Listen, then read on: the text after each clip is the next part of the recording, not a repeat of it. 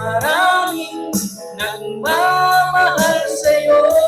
Isipin mo lang na maraming nakikinig sa'yo. Sa busis na hinahayaan ko, ikaw talaga ang idol ko.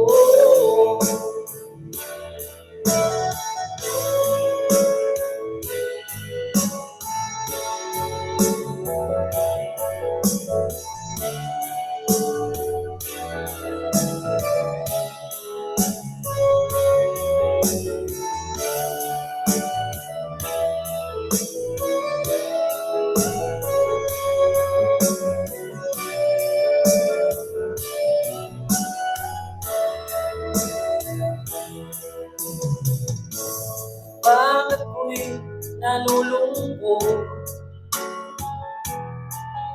at nakikinig sa aking radyo? Salamat at ikaw ang napakinggan ko. Nawawala ang problema ko. Isipin mo lang na marami